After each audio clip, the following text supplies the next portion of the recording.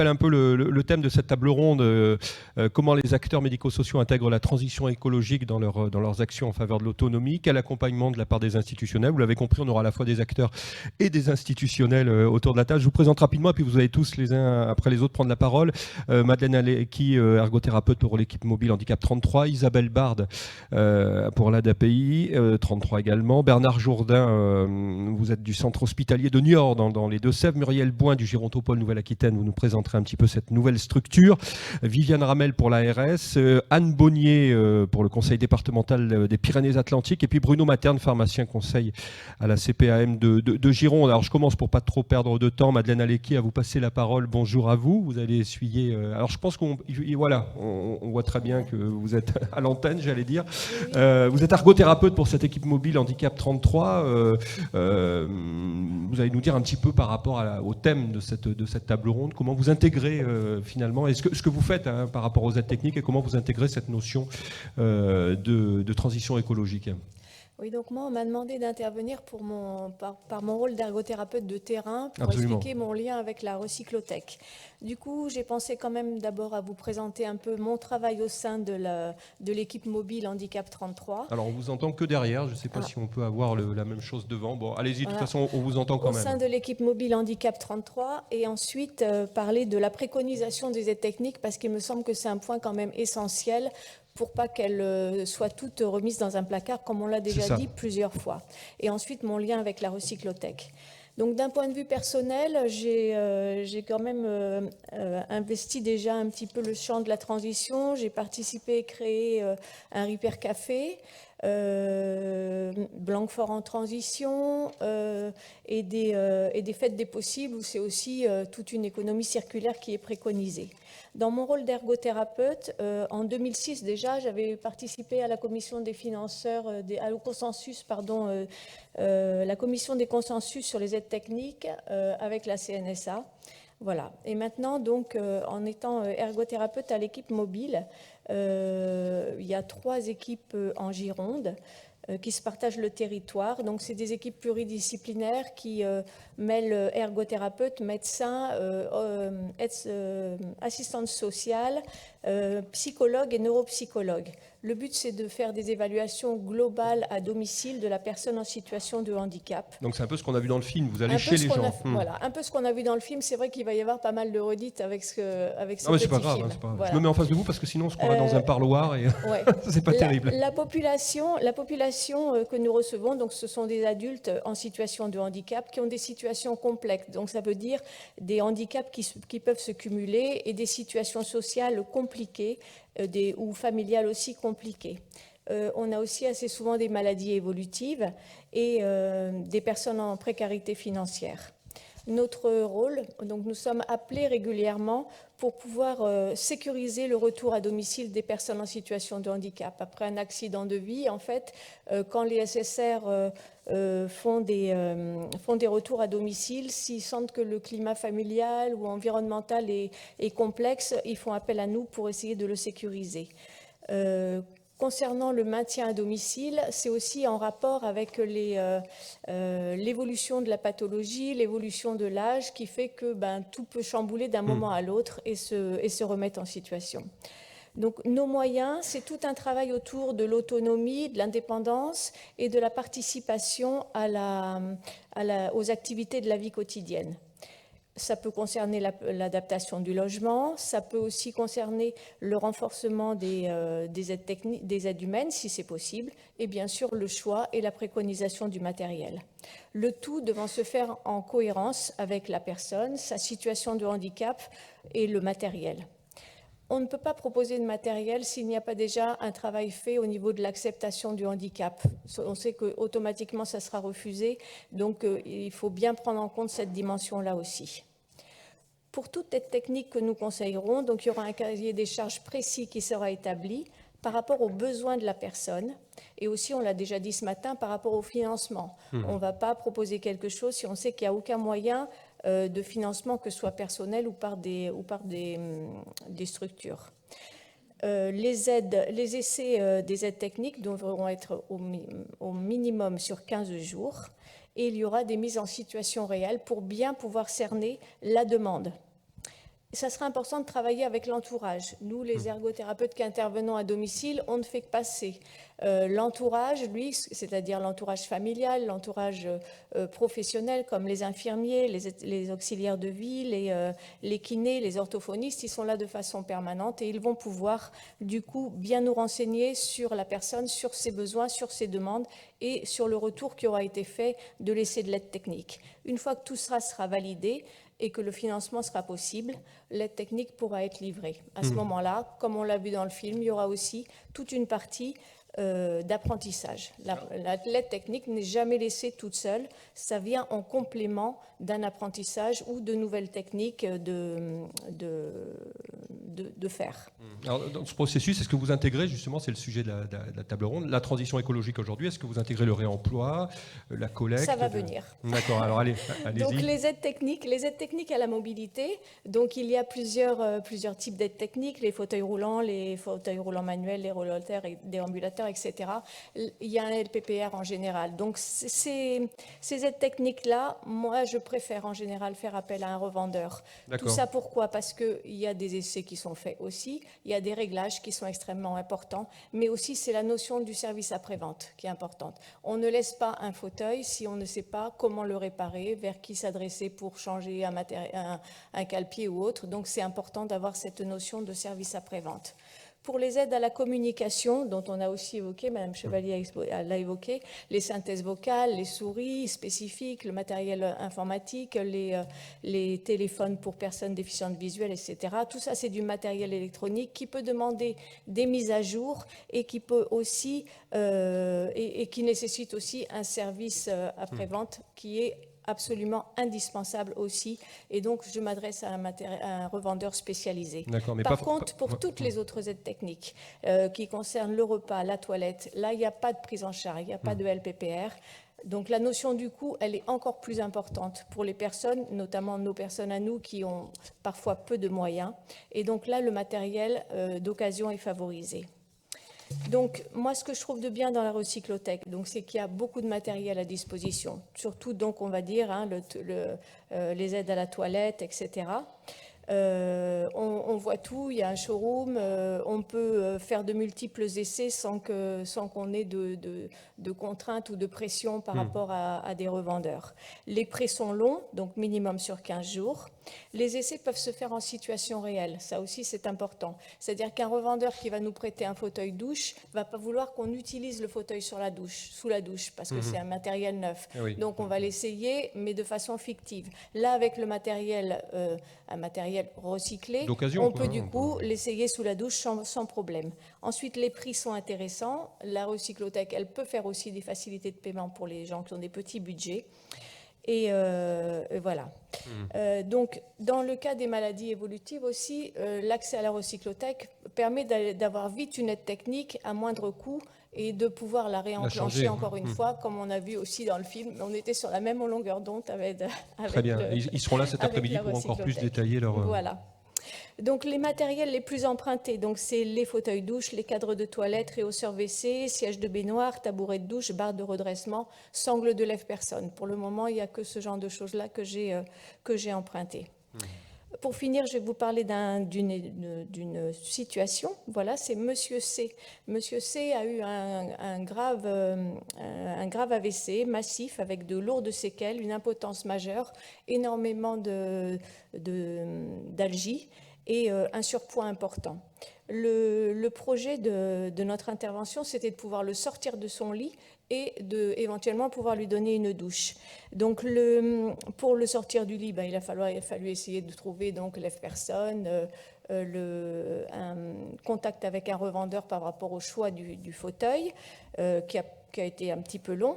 Ensuite, par rapport au projet de la douche, il y avait deux choses à faire en parallèle, c'est-à-dire l'aménagement de la salle de bain, mais aussi le choix du fauteuil douche. Or, compte tenu de la spécificité de ce monsieur-là, le fauteuil douche est un fauteuil douche inclinable d'assise de 50, donc trouvé dans le commerce environ à 1 800 €. Impossibilité de pouvoir financer ce matériel pour la famille. Donc, qu'est-ce qui a été... J'ai demandé à la recyclothèque ce qu'ils avaient, et en fait, il y a eu une veille matérielle qui a été faite jusqu'à temps qu'il rentre ce fauteuil qui était qui était assez rare, on va dire. En fait, au bout d'à peu près 3 mois, il y a eu ce fauteuil-là qui a été rentré. Il n'avait pas de cale-pied. Ceci dit, il était quand même à un prix intéressant, c'est-à-dire 400 € au lieu des 1800 annoncés. Ouais. Donc, le fauteuil a convenu. La famille a pu rajouter 200 € pour acheter des cale-pieds neufs. Une fois que le fauteuil a été équipé, a été choisi, et puis être financé. Du coup, on a entamé les projets de la salle de bain, parce que l'un sans l'autre, ça ne servait à rien en fait. Du coup, ce qui est important dans cette situation, c'est que sans l'apport de ce matériel recyclé à moindre coût, la famille n'aurait jamais pu payer un fauteuil neuf et n'aurait jamais pu, du coup, donner une douche à cette personne en situation de handicap. D'accord, donc si je résume votre position, c'est pour tout ce qui est petit matériel au jour d'aujourd'hui, même si j'aime pas l'expression, vous êtes OK pour la deuxième main, mais par contre, tout ce qui est gros et informatique avec des mises à jour ou un service après-vente, tout simplement. Un service après-vente important. Voilà, moi, pour le moment, je ne suis pas encore prête, parce que même dans le choix des revendeurs ou des pharmacies, par exemple, qui louent des fauteuils roulants, je trouve qu'il n'y a pas de service après-vente dans les réglages, le fauteuil est laissé comme ça, et ça, c'est impossible, quoi. Enfin, c'est impossible. Donc, pour le moment, moi, j'en suis là, mais cette partie-là est hyper importante, en tout cas. D'accord, merci Madeleine Alecky. On reviendra, je pense, vers vous et je l'espère en tout cas. On va passer la parole à Isabelle Bard à propos de l'ADAPI. Vous êtes chef de projet restauration et développement durable au sein de cette association qui, en 2 mots, est la plus grosse médico-sociale en Gironde. Je crois que vous avez une 50aine d'établissements. Et pour vous, la transition écologique, c'est essentiellement sur la restauration. Alors là, on élargit un peu le thème de l'autonomie et dites-nous quelques mots là-dessus. Quel est un petit peu votre engagement par rapport à tout ça ? Voilà, donc ça fait 10 ans en fait que je suis responsable développement durable pour l'association. Donc juste pour redéfinir, on accompagne des personnes en situation de handicap de l'enfance jusqu'à la fin de vie dans différents établissements, soit des instituts médico-éducatifs, ESAT, foyers médicalisés. Et donc sur tous ces établissements, il y a la partie en fait repas et la problématique déjà depuis plusieurs années sur les restaurations collectives, en fait, c'est le tri des déchets, le lutte contre le gaspillage alimentaire et malgré tout aussi la prévention santé par une bonne alimentation. Donc, proposer une alimentation saine et durable en fait sur les établissements, c'est un challenge. Donc, on essaye d'utiliser au maximum en fait tous les interlocuteurs du territoire, essayer d'acheter en fait à des producteurs bio et locaux. On a monté une légumerie qui nous permet en fait d'acheter des légumes de proximité. On a aujourd'hui cette légumerie sert 22 cuisines centrales en fait sur Bordeaux Métropole. Donc ça permet en fait de répondre à faire bénéficier en fait de cette alimentation proche. Tous les déchets de cette légumerie sont recyclés en fait avec un jardin partagé. Et la lutte contre le gaspillage sur les restaurants, grâce à l'ADEME, en fait, on a depuis 2 ans mené un projet. On a essayé de peser, de voir pourquoi en fait on jetait sur les établissements, sur les restaurants. Donc il y a différentes raisons en fait. En général, quand on fait de la bonne cuisine qui plaise à tout le monde, il n'y a pas de déchets. Mais malgré tout, la restauration collective, c'est toujours, on ne peut jamais plaire à l'ensemble des convives. C'est toujours un petit peu compliqué.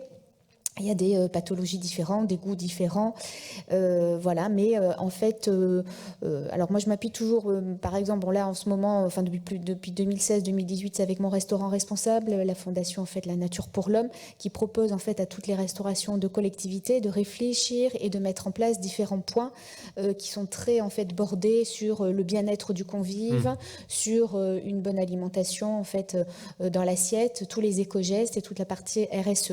Donc en fait, il y a 160 points qui balayent en fait toute la problématique de la restauration. Et donc le tri en fait du plateau ou de l'assiette qui en fait est réalisé par le convive pour qu'il se rende compte en fait pourquoi il n'a pas fini son assiette ou pourquoi, et on essaye avec les chefs de cuisine et avec l'ensemble de l'établissement à se dire de mettre au plus près, d'impliquer quoi dans le en fait d'impliquer tout le monde et de réfléchir pour limiter ces déchets. Sur les aides techniques, alors je sais que Oui. vous n'êtes pas très, c'est pas aujourd'hui votre sujet, mais c'est quelque chose auquel vous réfléchissez parce que ça va dans la même logique, quoi. Oui, alors en fait, là, ce que je voulais dire, puisqu'en entendant toutes les participations là de ce matin, donc on accompagne des personnes autistes et par exemple, on utilise en fait un logiciel Auticiel pour, puisqu'on est sur l'éducation donc dans différents métiers, ou soit à l'autonomie de la personne au jour le jour, soit au travail, et forcément, on voit en fait pour essayer de rendre plus autonome chaque personne, de créer des outils autour de ces personnes pour arriver à cette autonomie. Donc voilà, donc on a bien en fait utilisé un outil numérique qui permet cela. Mmh. Je reviens quand même sur tout ce qu'on disait, là, les fauteuils roulants, vraiment des aides un peu plus matérielles. Vu le volume de personnes que vous avez, 3000 personnes en situation de handicap, c'est ça, 1300 salariés, qu'est-ce que vous faites aujourd'hui des aides techniques qui sont ou bien obsolètes ou bien qui ne correspondent pas aux besoins du jour de vos pensionnaires? Je les vois stockés, je les vois stockés et souvent en fait on ne sait pas, mais demain je vais savoir un peu mieux. Voilà, grâce à la journée d'aujourd'hui, parce que là jusqu'à présent, en fait, bon, c'était pas le sujet. Enfin, quelquefois, on trouve pas la solution, en fait. C'est ça qui est compliqué, c'est d'avoir tout de suite. Donc, c'est mon rôle, en fait, de responsable développement durable, de rencontrer, en fait, sur le territoire ce qui existe. Et il y a plein d'intervenants. Alors là, je reviens sur le tri, mais par exemple, on trie sur des établissements, on teste, on trie tout, le plastique, le carton, et même jusque les mégots, avec éco-mégots, avec les détritivores. Enfin, voilà. Donc, il faut se renseigner à chaque fois, voilà, de tout ce qui est mis en place sur les territoires, mais c'est vrai que c'est une investigation et c'est du sourcing à faire régulièrement. D'accord, donc c'est par manque d'informations finalement que vous n'étiez pas, oui, voilà. Et de temps peut-être vraiment, aussi. Bon, c'est vrai que la communication, pourtant on a beaucoup de communication autour, mais est-ce qu'on entend tout? Enfin voilà, donc il faut chercher à chaque fois le bon interlocuteur, et souvent c'est aussi un problème de logistique. Voilà, parce que tout tourne pour se faire livrer, ou même après, on voit, pour récupérer, malgré tout, il faut trouver quelqu'un qui vienne chercher, ou il faut amener. Voilà. Et puis il faut stocker dans l'attente aussi, parce que souvent sur les établissements, dans l'attente de récupération, il faut un lieu de stockage. Ouais, voyez, donc c'est souvent en fait des petits détails qui bloquent en fait, et qui cristallisent à ne pas faire, où on se dit on n'a pas trouvé la bonne solution encore. D'accord. On n'a pas le temps. Votre intervention est pleine d'espoir, puisque du coup vous êtes au milieu du réseau et vous êtes au bon endroit. Donc merci, on reviendra vers vous avec plaisir. On va passer la parole à Bernard Jourdain. Vous êtes vous aussi, j'allais dire ADPI, mais pas du tout, mais chargé de développement durable au centre hospitalier de Niort. Vous venez en voisin des Deux-Sèvres. Et vous êtes vous aussi sur la question de la restauration et de la prévention du gaspillage et des déchets dans ce secteur-là. Alors je sais pas, je vais donner 2-3 chiffres. 3400 personnels, 1300 lits, c'est ça le centre hospitalier de Niort, avec un hôpital psy et un EHPAD, entre autres. Donc je vous laisse poursuivre un petit peu, nous parler de tout ça. Bonjour. Et effectivement, l'hôpital de Niort a lancé depuis 2009 une démarche de développement durable. Donc aujourd'hui, mettez bien votre micro en face, parce que je crois qu'on... Voilà. Donc l'hôpital de Niort a mis en place le développement durable depuis 2009. Donc aujourd'hui, à 12 ans de retour d'expérience et le partage régulièrement. L'hôpital de Niort a souhaité co-construire ses plans d'action de développement durable avec ses salariés. J'ai la chance d'avoir un directeur qui est très mobilisé sur ces questions-là, qui porte le développement durable. Et je crois que c'est important aujourd'hui que dans un établissement, le directeur porte la thématique de développement durable. Effectivement, l'hôpital de Niort a mis en place des plans de mobilité pour permettre à ses salariés de se déplacer autrement qu'avec la voiture, à travailler sur l'alimentation. Donc on a construit un projet autour du gaspillage alimentaire et de l'économie circulaire pendant 3 ans. Donc on a aussi construit un outil qui aujourd'hui est disponible pour l'ensemble des structures médico-sociales ou sanitaires, qui permet d'évaluer le gaspillage et de sensibiliser au gaspillage alimentaire. Donc ça, c'est un outil qu'on met gratuitement à disposition, qui a été financé dans le cadre du projet. Et après, on travaille aujourd'hui sur la thématique de transition énergétique. Donc l'hôpital de Niort porte le projet régional autour de l'efficacité et de la transition énergétique pour le secteur sanitaire et médico-social, en lien avec l'ARS, avec qui on travaille beaucoup sur cette thématique-là. Et vous avez dû sûrement voir passer l'appel à manifestation d'intérêt de l'ANAP en fin d'année dernière. Donc la Nouvelle-Aquitaine est très en avance par rapport aux autres régions. On va avoir une quinzaine de conseillers en transition énergétique qui vont être dans les établissements, dans certains GHT. Ils sont dans les phases de recrutement. Ils seront là pour accompagner les établissements sanitaires médico-sociaux dans la transition énergétique. Et la question énergétique aujourd'hui est une question très forte avec ce qui se passe dans le monde. Voilà. Donc voilà, l'hôpital de Niort essaye de faire partager toutes ces expériences et travailler aussi avec les acteurs du territoire, qui peuvent être l'ARS, l'ADREAL, Et on porte voilà, des projets qui sont hyper intéressants aujourd'hui. Vous disiez l'importance de la direction qui vous suive, qui soit engagée dans le mouvement. Oui, on voit aujourd'hui, mais que ce soit dans tout établissement, quand le directeur et la direction sont formés ou acculturés au développement durable, ça donne une autre dynamique. Et je pense que quand vous voulez lancer un établissement dans le développement durable, il faut absolument que la direction soit acculturée au développement durable, qu'elle sente que voilà, vous embarquez tout le monde dans la dynamique et que vous co-construisez vos actions avec les professionnels de santé de l'établissement. Alors, même question qu'à l'ADPI, les aides techniques, ce n'est pas votre sujet aujourd'hui, mais est-ce que vous y avez réfléchi? Je pense en particulier à l'EHPAD que vous avez sous votre coupe. Est-ce que c'est quelque chose qui fait son chemin? Alors oui, on a été sollicité par Envie pour voir qu'est-ce que l'hôpital peut donner comme matériel. Donc là, voilà, faut qu'on trouve les moyens de stockage, de récupération, de stockage, qu'on puisse le donner. Et en même temps, c'est de se poser la question, comment dans nos marchés publics, nous, on peut aussi récupérer et racheter. Il faut aussi que la boucle soit complète. Ce n'est pas simplement que de donner, c'est aussi de dire comment nous, demain, on peut peut-être, par rapport à des patients ou autres, réintégrer certains produits. Donc il faut regarder la chaîne complète dans cette économie circulaire. Ouais, c'est ce qu'on a vu ce matin avec Céline Chevalier. Pour l'instant, c'est pas encore. Le problème, c'est ça, c'est le juridique pour vous, en fait. Il faudrait un cadre. C'est juridique, et puis il faut aussi qu'on regarde comment, dans nos marchés publics, on peut intégrer tout ça. Donc il y a des critères à mettre. Je pense qu'il faut réfléchir régionalement avec le GCS sur comment ces critères-là peuvent être posés dans nos marchés, de manière à ce qu'on puisse racheter et autres. D'accord, bon, on verra ça. Il y aura peut-être des réponses à vos questions. On va passer la parole à Muriel Bouin. Bonjour à vous. Vous êtes la directrice du Gérontopole Nouvelle-Aquitaine, service de la région qui en gros agrège toutes les personnes concernées par cette question de l'autonomie et de la perte de l'autonomie.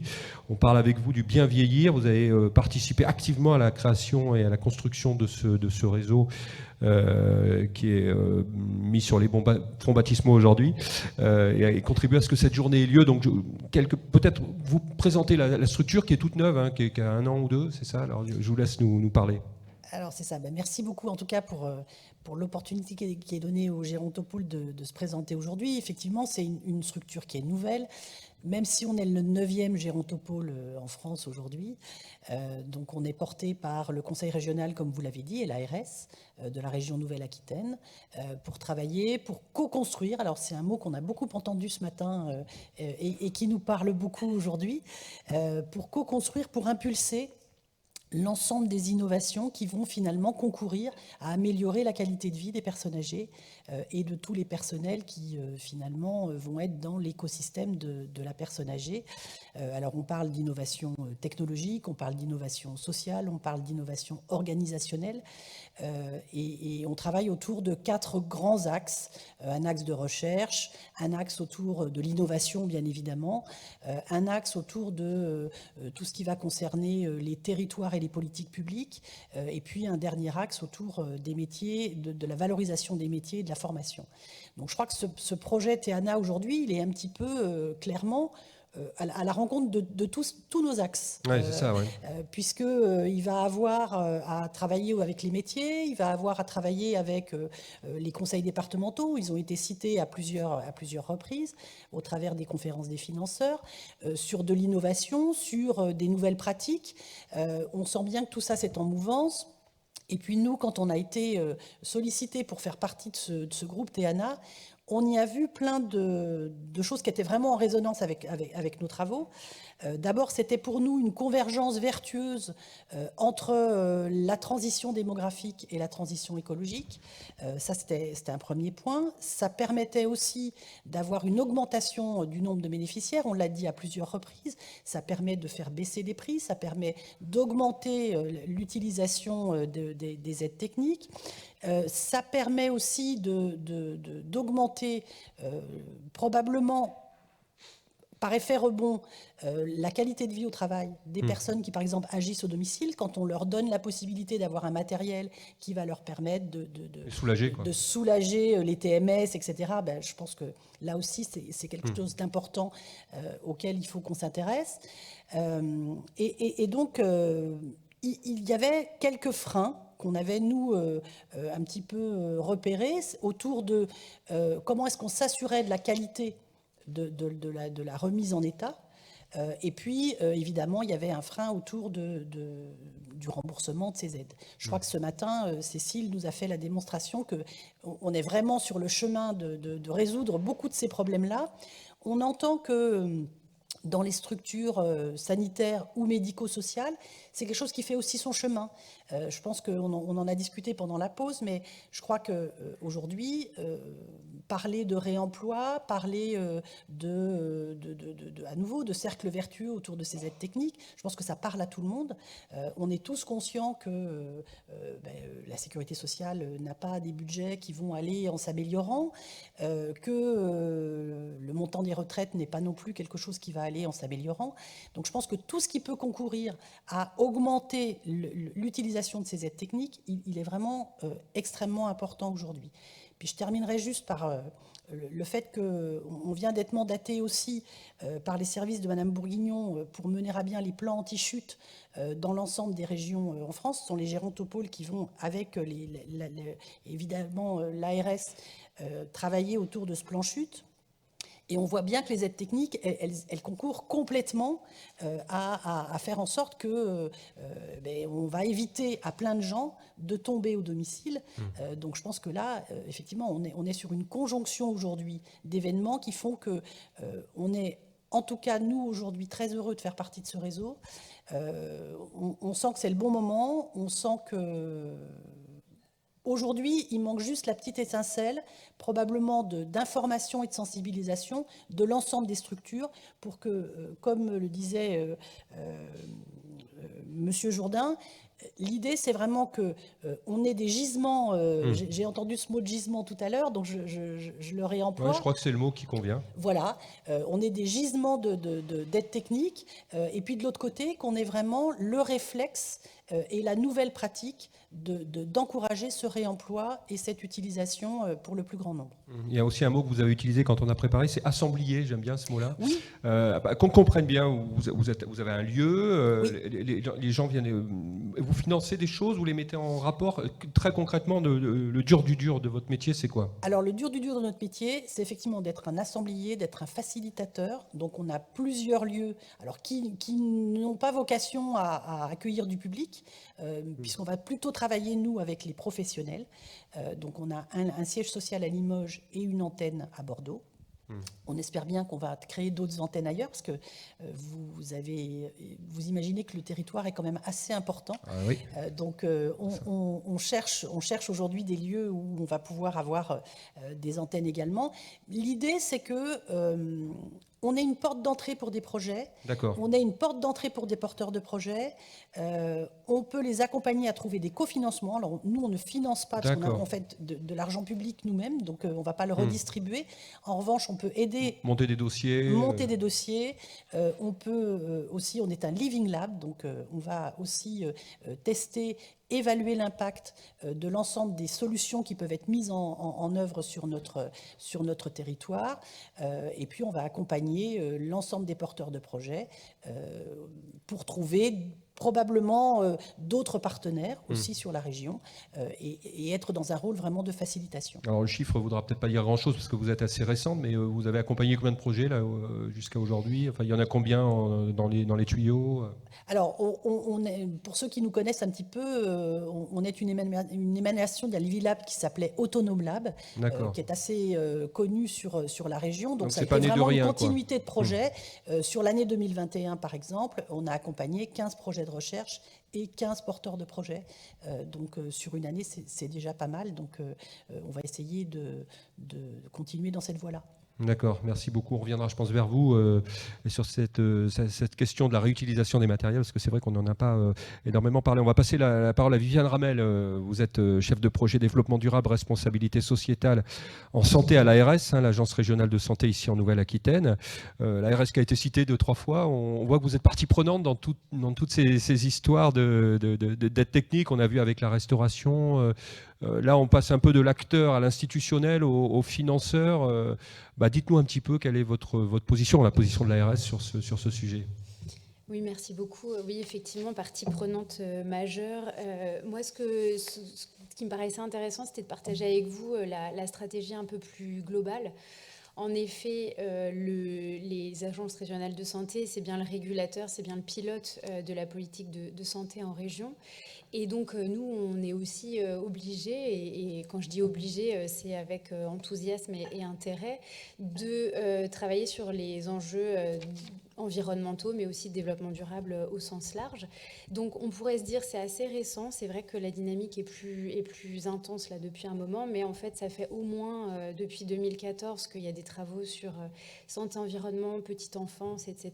et des travaux justement sur la question de quels produits on utilise dans les établissements. Donc ça vient depuis longtemps, cet intérêt, mais là, ça s'accélère. Et donc ce que je veux dire, c'est qu'on s'intéresse à ça, et là je prends vraiment de la hauteur nationale, même internationale. Pourquoi on travaille sur ces questions? Alors là, vous l'avez bien montré, parce qu'il y a des enjeux d'économie sociale et solidaire, il y a des enjeux environnementaux, il y a des enjeux pour la santé, pour l'autonomie, pour le bien-être des individus. On a aussi l'enjeu et l'agenda d'hier avec la sortie du rapport du GIEC sur comment on fait maintenant. Elle est concomitante avec notre journée d'aujourd'hui et du coup elle est intéressante. On s'en soucie dans le champ de la santé. Quand je dis santé, c'est bien sanitaire, médico-social, prévention, promotion de la santé. C'est une vision holistique. Donc autonomie aussi, quoi. Oui, et autonomie, absolument. On se soucie de ces sujets parce que le secteur contribue au changement climatique et est aussi affecté par le changement climatique. On est en santé, on est affecté par les changements climatiques parce qu'on va être davantage vulnérable à la fois en tant qu'individu et en tant que collectif ou que société. Donc les établissements, les professionnels vont être affectés et à la fois on est un secteur qui contribue également au changement climatique. Donc ça c'est une des raisons pour lesquelles on doit s'engager sur ces questions. Il y a aussi des raisons réglementaires. Et puis, il y a des raisons qui sont tout simplement le fait que les établissements sont extrêmement impactés et il y a des enjeux de soutenabilité du système. Bon, pour ces trois raisons-là, on s'engage aussi. Comment ? Il y a déjà l'idée qu'on est en train d'aller vers une stratégie développement durable et responsabilité sociétale au sein de l'agence, mais c'est pas pour l'agence, c'est vraiment pour le secteur de la santé, de l'autonomie et du bien-être au sens large dans la région, avec notamment 3 priorités, lesquelles l'enjeu de travailler sur la transition énergétique, donc Bernard en a parlé, c'est soutenir le réseau, la dynamique et les axes de travail sur efficacité et transition énergétique. Les établissements qui sont médico-sociaux ou sanitaires vont être accompagnés par des conseillers en maîtrise de l'énergie ou des conseillers en transition énergétique et écologique pour essayer de voir comment, dans leur usage des énergies, ils vont pouvoir être conseillés et puis mettre en place des études et des améliorations très concrètes dans les établissements. Il y a aussi tout un travail sur les biomatériaux, comment est-ce qu'on réfléchit aux rénovations et aux nouvelles constructions. Donc il y a vraiment cet enjeu sur l'action énergétique. Deuxièmement, achat durable et achat éco-responsable. Et je pense que cet après-midi, Vincent Martinez en parlera pour le compte du groupement de coopération sanitaire achat. Donc je ne lui prends pas tout son sujet de l'après-midi. 2-3 choses à dire. Et puis un troisième sujet, c'est que là on voit depuis ce matin que c'est vraiment un champ hyper global et qu'on travaille sur ces questions, sur l'énergie, sur les eaux, sur les effluents, sur les déchets, sur les achats, sur la biodiversité, sur les transports, sur l'alimentation. Je suis sûre que j'oublie des thématiques. Eh bien, il y a un troisième projet qu'on est en train de promouvoir qui est d'avoir pour ceux qui étaient déjà engagés et ceux qui ne le sont pas mais qui pourraient être incités, un référentiel éco-responsable qui permet de valider, de certifier, de labelliser, j'utilise à dessein plusieurs synonymes, l'engagement des établissements sanitaires et médico-sociaux sur l'éco-responsabilité dans le secteur de l'hébergement. Donc 3 projets phares qui ne veulent pas dire qu'on ne travaille pas sur les autres sujets, mais c'est ceux-là qu'on investit particulièrement. Et sur les aides techniques, on n'est pas financeur en tant que tel des aides techniques individuelles. En revanche, on est financeur et on accompagne l'investissement dans les établissements et on va vers une analyse des projets d'aide à l'investissement dans le médico-social, par exemple, en bonifiant les projets qui vont respecter des critères environnementaux. J'ai dit on va vers parce que ce n'est pas encore totalement en cours. On va analyser les projets de cette année avec ce regard-là. C'est-à-dire que les établissements qui auront des projets plus vertueux en termes de respect de l'environnement et puis tout ce que je viens d'évoquer pourront être accompagnés un peu plus fortement.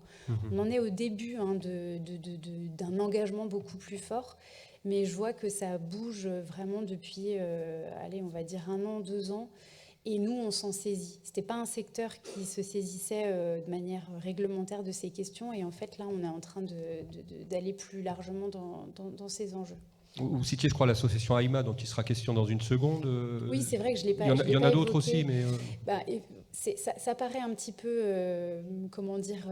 dérisoire, mais je crois que c'est depuis 2015, mais je ne suis pas sûre de moi, ou 2016 ou 2017, effectivement, l'ARS soutenait AIMA, mais d'autres aussi, d'autres associations, en diffusant une circulaire aux établissements de santé pour les inviter justement au réemploi, enfin pas au réemploi, mais réemploi, réutilisation, etc.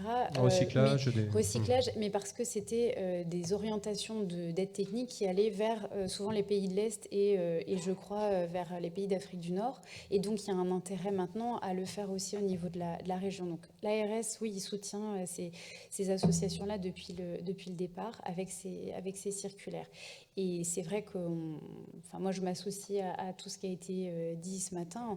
On va aller vers, et j'espère, une plus grande intégration des travaux de chacun. Et les ARS devraient pouvoir aussi faire partie du réseau TEANA et travailler ensemble. Parce qu'on voit bien qu'en fait, chacun, depuis sa petite lorgnette, même si nous, on travaille sur plein de sujets, on n'y arrivera pas. Donc, c'est tout le monde ensemble. Ça paraît un peu incantatoire, mais en tout cas, ça va bien, ça va mieux en le disant. D'accord, merci Viviane Ramel. Je pense qu'il y aura peut-être tout à l'heure quelques questions. Comme je vous le disais ce matin, l'application Slido, le site Slido, n'hésitez pas à poser des questions. J'en ai une ou deux en réserve pour tout à l'heure.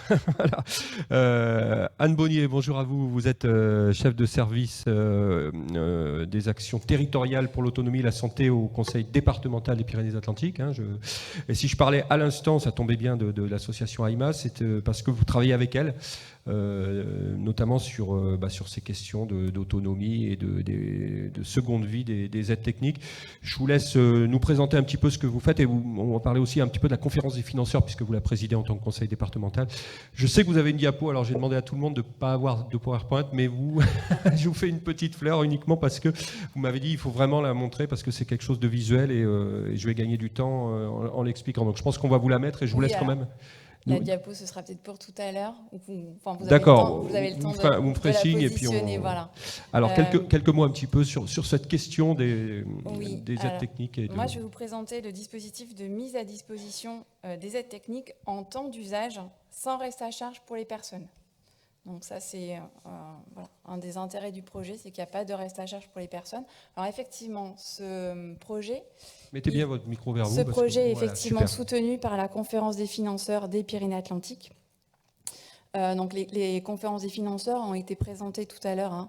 Elles existent dans tous les départements depuis le 1er janvier 2016. Elles sont présidées par le président du conseil départemental ou son représentant et vice-présidées par l'agence régionale de santé. Elles réunissent toutes les institutions qui ont des compétences en matière de prévention de la perte d'autonomie des personnes âgées.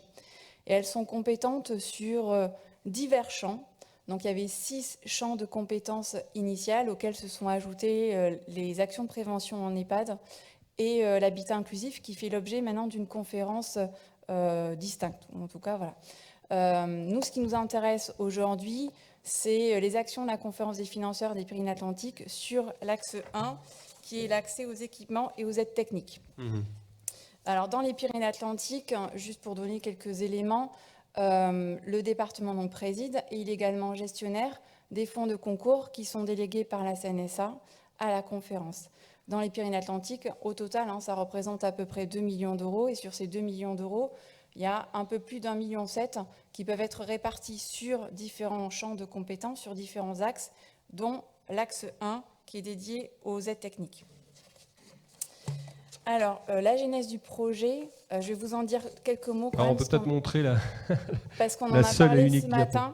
Le projet, en fait, donc cette expérimentation dont je vous parle, est l'aboutissement d'une démarche qui a été engagée en 2017, puisqu'en 2017, la conférence des financeurs a missionné le GIHP pour mener une étude de faisabilité sur la mise en place d'un dispositif d'économie circulaire des aides techniques dans le département. Donc, le GIHP a rendu ses conclusions en 2018, qui concluait à la possibilité dans le département de mettre en œuvre un tel dispositif. Et en 2019, Ecoréseau, l'association Ecoréseau, a pris le relais et a commencé à créer un écosystème d'intérêt collectif d'accès aux aides techniques. L'association AIMA Autonomie a été créée en 2021 et donc en 2022, on est sur la mise en place donc, de l'expérimentation de mise à disposition d'aides techniques en temps d'usage via un forfait.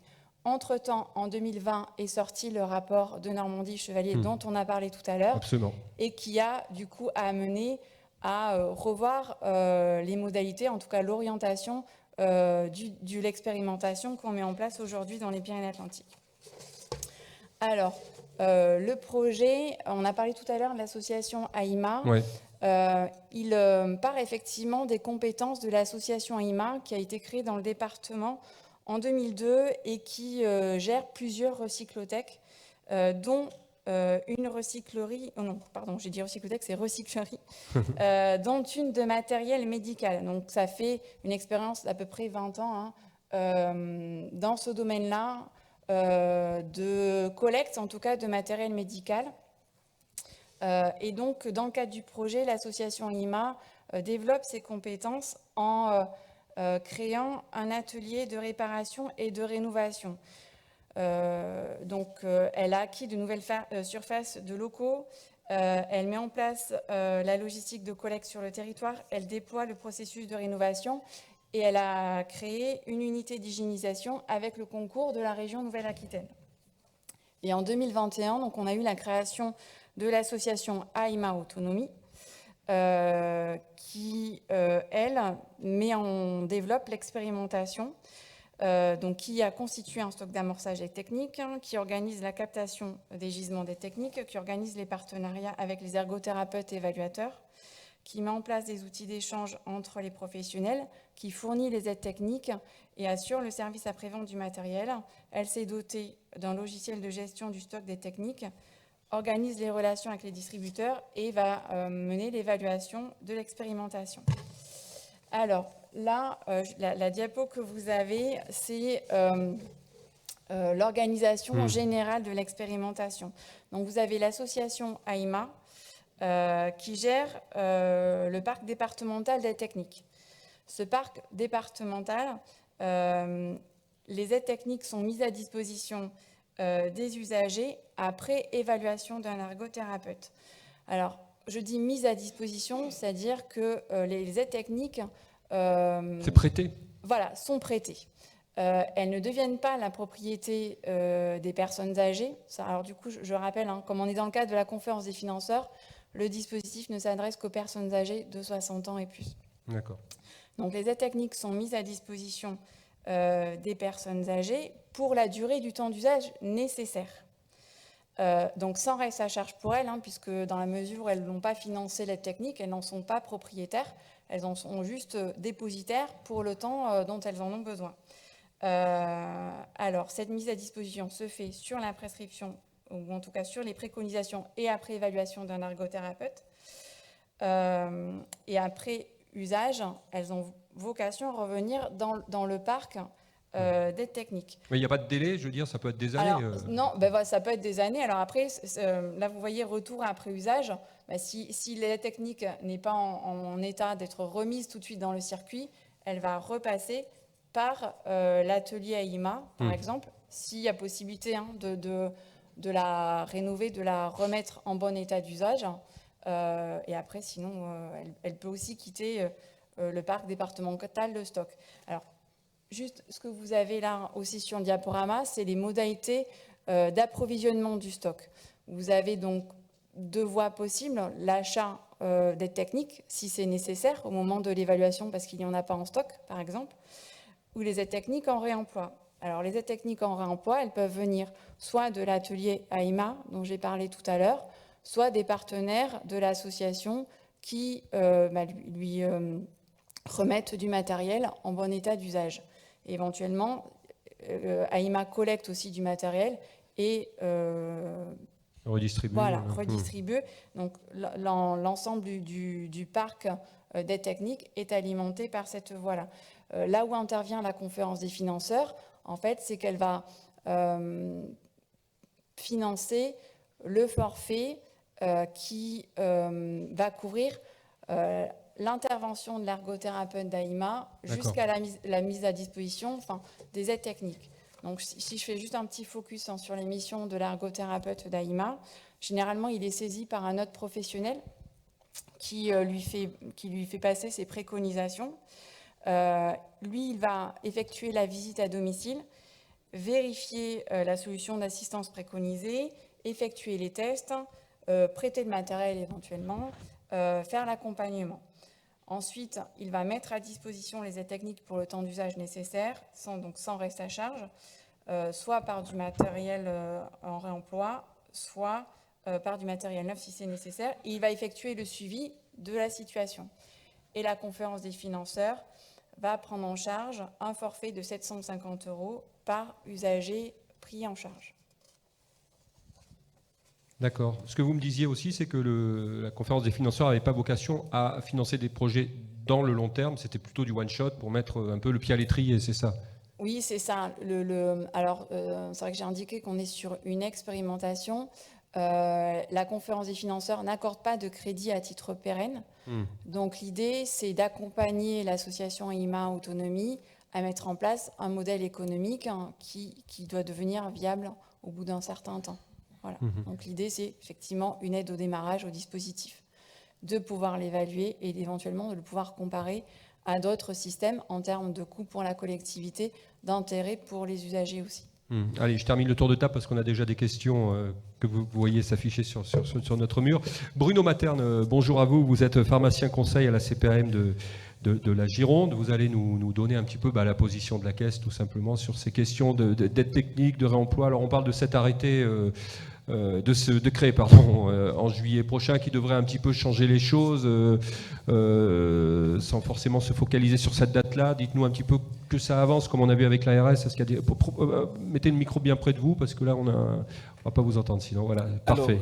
Alors, c'est vrai que les textes avancent, ça avance pas vite parce que moi ça fait quand même depuis 2015 qu'avec M. Parra on suit cette question et c'est vrai que l'on voit que quand même les textes n'avancent pas vite, puisque donc, le Code de la santé publique maintenant autorise cette remise dans le circuit des aides techniques, mais bon, il y a la LFSS 2020 et 2022 qui précisent des choses, mais enfin, c'est quand même pas, ça n'avance pas très vite. Et en plus, quand on voit qu'il reste encore à faire la liste des aides techniques qui pourront être remises en circulation, c'est quand même, je pense qu'on n'est pas encore rendu. Et idem, parce que je ne sais pas, mais il y a les aides techniques, mais il y a aussi les DM.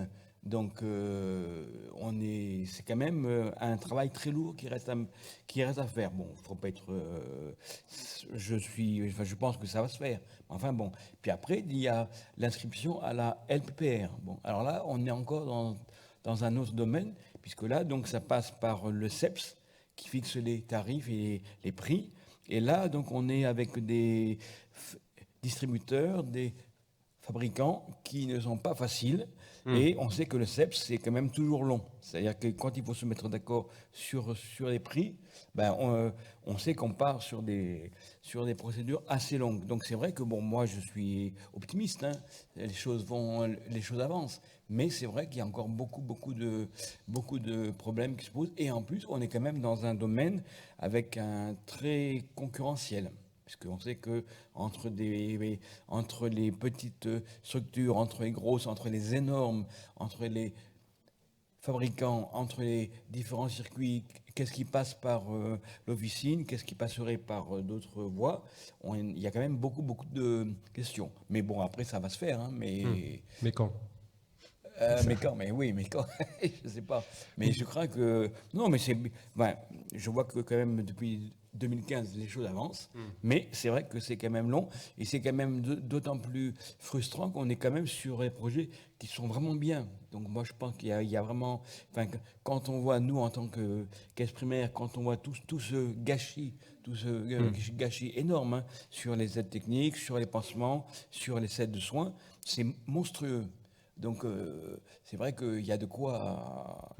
C'est quand même vraiment, vraiment triste. Mais vous êtes d'accord de dire que la CPAM a tout à gagner à mettre sa vie en place parce que ça coûtera moins cher. Après, c'est vrai que vous voyez, les caisses primaires appliquent les textes. Hein. Nous, on ne décide de rien.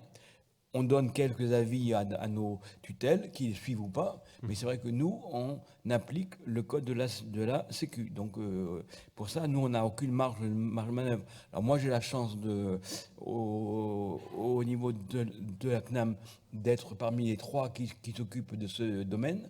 Donc, c'est quand même très bien. Mais c'est vrai que, nous, on applique les textes.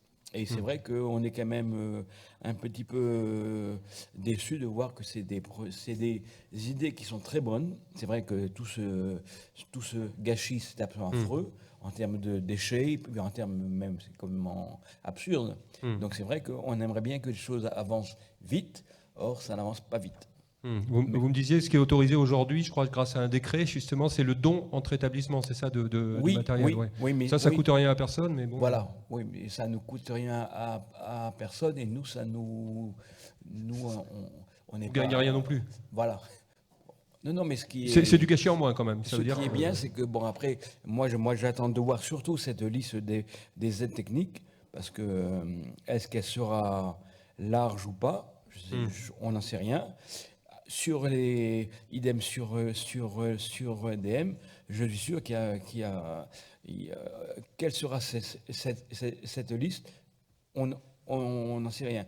Tout ce que l'on sait, c'est qu'on sait que quand même on aura affaire à des partenaires qui sont difficiles. Donc, à voir.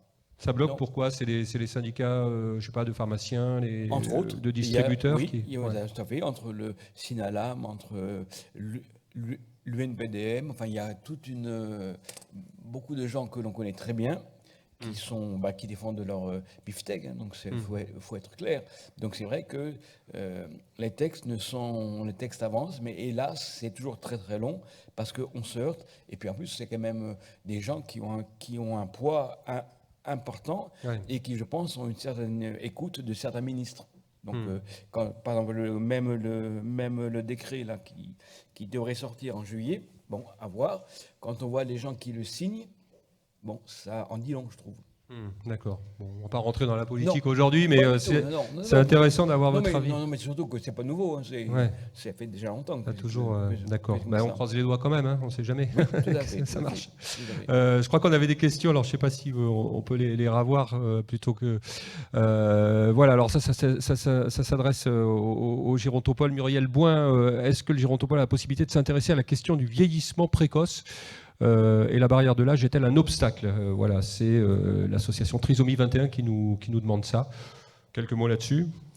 Alors, toutes les questions de vieillissement, elles sont dans le giron du Gérontopole.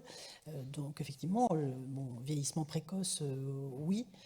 Ça ne sera pas la grosse partie de notre activité, parce que je crois qu'on a déjà beaucoup à faire avec le vieillissement avéré.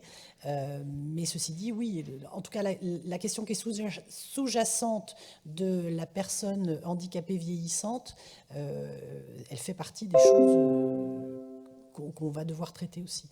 Ça veut dire quoi? Ça veut dire que les projets sur ce thème-là sont les bienvenus, quoi. Enfin, oui, absolument, absolument. Vous parlez de vieillissement, c'est quelque chose qui s'accroît, évidemment. Enfin, c'est une réalité que vous touchez du doigt, vous. C'est ce que disent tous les démographes. Est-ce que vous le sentez Je pense que oui, ça c'est plus à démontrer. Il se trouve que la région Nouvelle-Aquitaine, elle est particulièrement, touchée par ce phénomène de transition démographique. Là, effectivement, il va falloir qu'on trouve des solutions. Il y a des choses qui existent. L'idée, c'est vraiment de faire en sorte que ce qui fonctionne dans certains endroits puisse être reproduit ailleurs. Alors, sous certaines conditions, quelquefois avec juste des copier-coller, mais l'idée c'est qu'on puisse accompagner le fait que de repérer les bonnes pratiques innovantes et puis de pouvoir les essaimer sur l'ensemble de notre territoire. D'accord. Alors question pour l'AIMA, je vais la poser à Anne Bonnier puisque l'AIMA n'est pas forcément avec nous. Quels sont les ergothérapeutes qui s'adressent à vous pour les plus de 60 ans? Comment ils vous identifient et comment communiquez-vous? Question intéressante, bien sûr. Les ergothérapeutes, ils sont au centre de toute cette démarche. Hein. On le verra encore cet après-midi. Alors, je vais essayer de répondre, même si AIMA Autonomie est représentée dans la salle. D'accord, donc ne dites pas de bêtises là. Donc voilà, je vais parler sous contrôle. Les ergothérapeutes qui peuvent saisir AIMA Autonomie, à ce jour, ce que j'ai oublié de dire, c'est que l'expérimentation est récente. Hein, l'activité a démarré au mois de février, début février. Donc à ce jour, les ergothérapeutes qui saisissent AIMA sont des ergothérapeutes d'établissements de santé, de la PTA par exemple. On a un dispositif à la MDPH, donc un ergothérapeute de la MDPH aussi. Voilà, pour l'instant, c'est ces situations-là.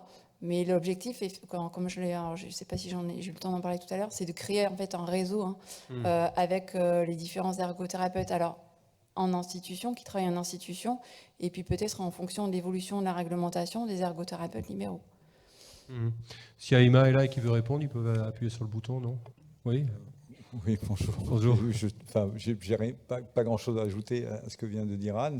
Il n'y a aucun ergothérapeute du territoire qui est oublié dans le dispositif.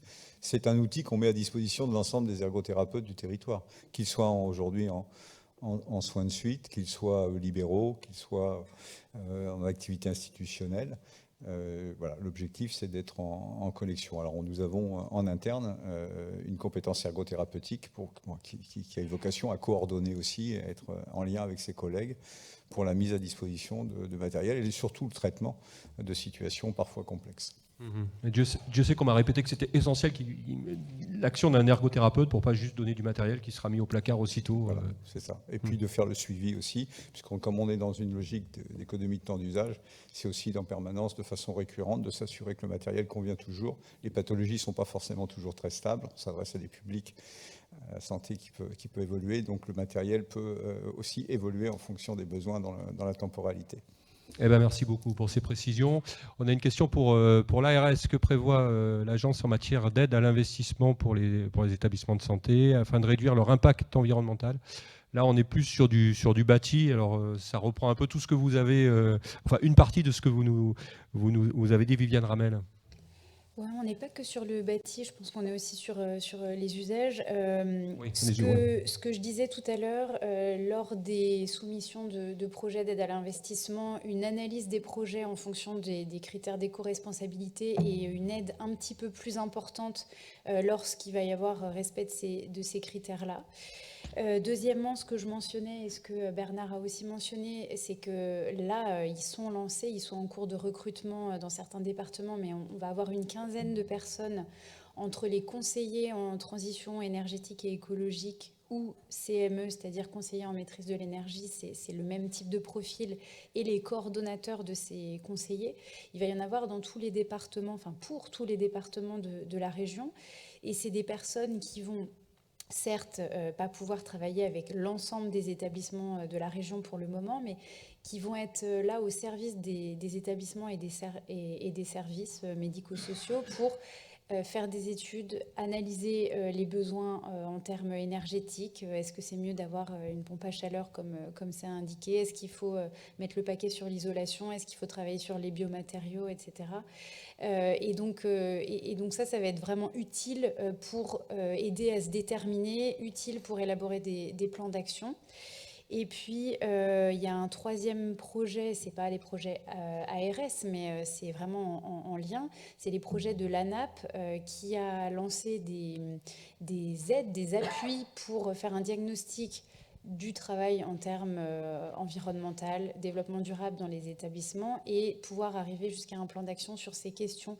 Et il y a un appel à manifestation d'intérêt qui avait été lancé dernièrement et qui a été très couru, dans le sens où ils vont s'arrêter certainement là pour le moment. Ils vont accompagner les premiers établissements.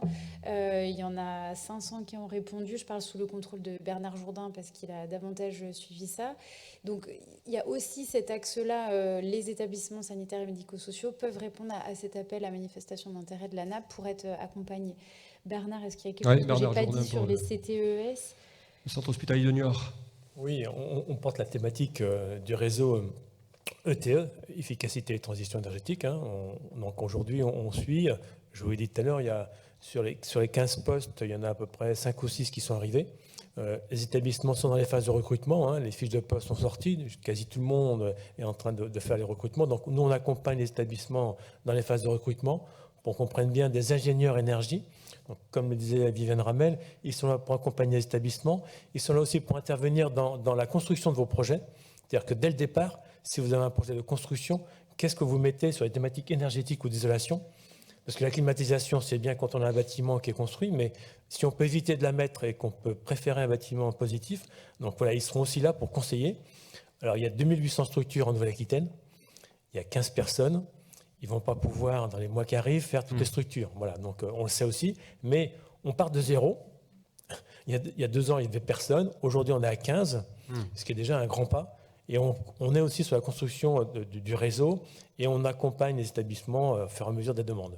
Alors, une question pour vous. On parle d'usage en ces temps de forte tension RH dans les établissements santé médico-sociaux. Comment sensibiliser des salariés en sous-effectif et des intérimaires peu, voire non investis dans la vie des établissements? Alors, pour ces enjeux de transition écologique, ça pourrait être la même chose pour les aides techniques. J'essaie de rattraper le sujet. Non, mais vous avez raison. Et qu'on parle énergétique ou développement durable, on a ces problèmes de communication. Je vous donne un exemple. À Nyon, on a posé la question aux salariés comment ils préfèrent recevoir l'information. Nous, aujourd'hui, on envoyait une communication avec la fiche de paye. Vous avez votre enveloppe, votre fiche de paye, on mettait un complément. On s'aperçoit que 50% des personnes n'ouvrent pas leurs documents, leur fiche de paye à la fin du mois. Donc aujourd'hui, on réfléchit quels sont les nouveaux moteurs. Est-ce qu'il faut un réseau social interne à l'entreprise? Est-ce qu'il faut... Il n'y a pas une porte d'entrée. Et comment les motiver, ces gens-là? Oui, mais il n'y a pas une porte d'entrée pour communiquer. Il en faut plusieurs. Il faut un bouquet de communication. Et derrière, vous avez un turnover. Ce n'est pas toujours simple. Viviane Ramel, vous vouliez ajouter quelque chose? Juste pour être... C'est clair que c'est un enjeu. C'est un levier de qualité de vie au travail et de motivation d'être dans un établissement qui va se soucier de ces enjeux-là. Il y a quand même pas mal de retours d'expérience qui montrent que adapter ce qu'on fait à la maison ou ce qu'on aimerait faire à la maison à l'établissement, c'est motivant. C'est un levier d'attractivité parce qu'on a l'impression de retrouver du sens dans ce qu'on fait. Donc voilà, c'est un peu la parole magique, mais je pense que c'est sûr, quand on est intérimaire, ça va être plus compliqué. Après, quand on arrive dans une équipe qui a déjà mis en place des actions sur les achats, sur les déchets, etc., c'est motivant parce qu'en plus, ils vont pouvoir essaimer ailleurs. J'essaie de le voir de manière positive. Mais clairement, c'est un enjeu dans les établissements. Question très, très simple. Quid de la distinction réglementaire entre conseiller et distributeur? On en a un peu parlé ce matin. Je ne sais pas qui veut répondre, vous, Viviane ou Bruno Materne, je ne sais pas. Si vous n'avez pas de réponse, ce n'est pas grave, mais au moins je vous pose la question. Mais oui, c'est très compliqué. On verra ça. Sur les aides techniques? Oui, c'est ça. Je pense que c'est ça. Je ne sais pas répondre.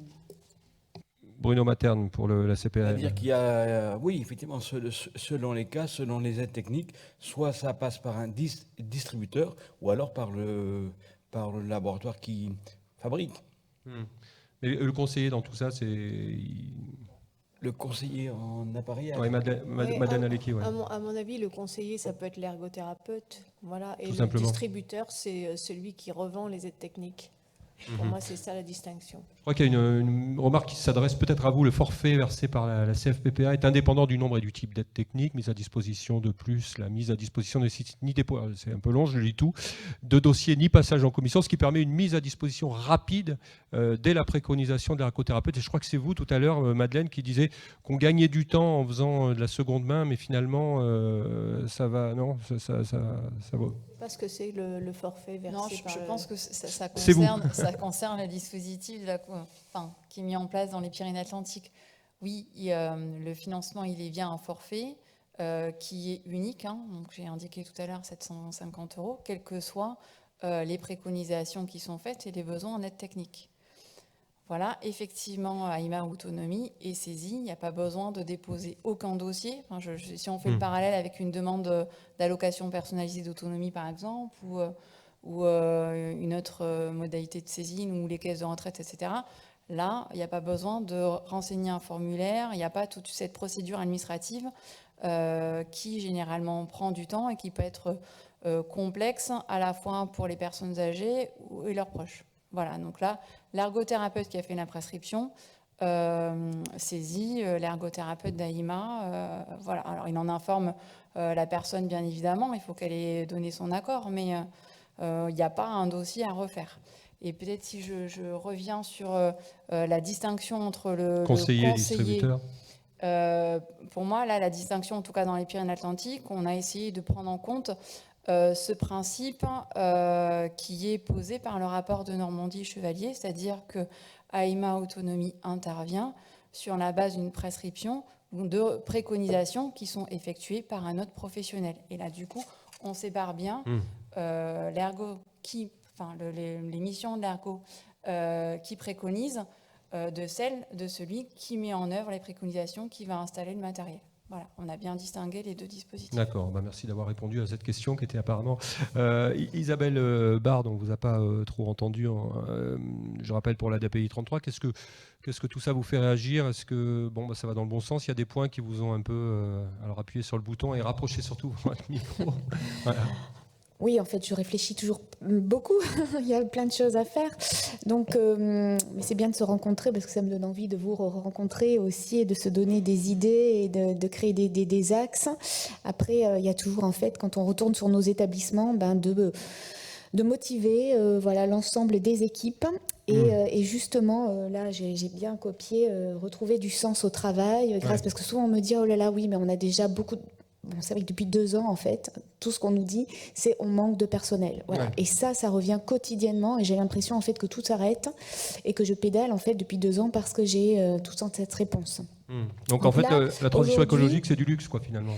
Voilà, mais il faut le dire, j'ai du mal à le dire, mais c'est vrai que ça me peine. et là, j'ai envie de rebondir à fond. Donc hier, j'étais aussi avec la fondation, sur la restauration, cette problématique. Donc du coup, comment revenir dans nos établissements pour créer ces projets concrets d'équipe et remettre au cœur, en fait, ces sujets dans le travail. Voilà. Quelqu'un veut ajouter quelque chose? Il nous reste quelques minutes. Oui, Viviane Ramel. Peut-être juste, non, c'est pas du luxe. D'abord, c'est nécessaire. On ne peut plus attendre. C'est pas moi du tout qui le dis. Donc, je sais bien que c'est plus négatif que positif, mais en même temps, ça donne envie d'avancer. Il y a plein de choses qui sont faire du développement durable, mais on ne l'a pas qualifié comme tel dans les établissements. En fait, il faut capitaliser sur ce qui se fait déjà, parce qu'en fait, quand on fait l'état des lieux, on se dit, oh, il n'y a pas grand-chose. Et en fait, non, dans chacun, il y a au moins une action, il y en a au moins 2 ou 3. Et puis, il faut regarder aussi les pionniers, ceux qui l'ont fait et qui ont montré que c'était possible. Donc, pourquoi à Niort on pourrait le faire et pas ailleurs? Il y a effectivement les engagements. Si je peux me permettre de la formule, c'est comme M. Jourdain qui fait de la prose sans le savoir. Oui, non mais c'est vrai. Et même nous, à l'ARS, moi j'étais très critique, je disais on fait rien et on soutient rien. Et en fait, si, il y a plein d'actions. Donc mis tout bout à bout, il faut l'analyser, il faut regarder ce que font les autres. Et faut se motiver par rapport à ces enjeux et effectivement ça donne envie d'aller au travail. Et dernier point, si on veut s'y intéresser que pour les économies, ça fait des économies, on va être obligé de les faire parce que sur l'utilisation de l'énergie, etc., on va pas avoir le choix. Et quand on change certaines pratiques, on fait aussi des économies. Donc j'aime pas du tout cette expression gagnant-gagnant, mais en l'occurrence sur plein de sujets c'est le cas. Sur d'autres non, alors du coup il va falloir qu'on soit accompagné et qu'on montre qu'on industrialise aussi certaines pratiques. C'est ça qui va faire que le modèle économique va être un peu meilleur. Pardon. Allez-y, Muriel Boin, excusez-moi, j'ai cherché. Ouais, peut-être juste un dernier point, c'est se dire qu'il faut à tout prix qu'on soit facilitant. Si on veut accélérer ce mouvement-là, il faut que ce soit facile. Il ne faut pas que ça demande un gros effort. On a entendu, les équipes, elles sont aujourd'hui très, très sollicitées. Au taquet, comme on dirait. Comment ? Au taquet. Voilà, c'est exactement ça. Elles ont plein d'autres problématiques en tête, donc plus on sera facilitant. Maintenant, quand j'entends quand même 170 points de collecte sur cette question des aides techniques, on voit bien qu'il y a eu des progrès, il y a eu un énorme travail de fait. Donc je pense qu'il faut la petite étincelle de communication peut-être, faire connaître ces dispositifs-là. Et je pense que si on est facilitant, on y arrivera sans trop de difficultés. Parce que quand vous voyez Isabelle Barthes qui nous dit à la DPI, bah oui, nous on en a en stock, on n'a pas trouvé la bonne structure pour venir collecter, pour venir nous... C'est ça. Si on arrive à vraiment être dans la facilitation, alors je pense qu'on n'aura pas de mal à imposer ce type de modèle. D'accord, bah écoutez, on va en rester là. Merci à tous les 7.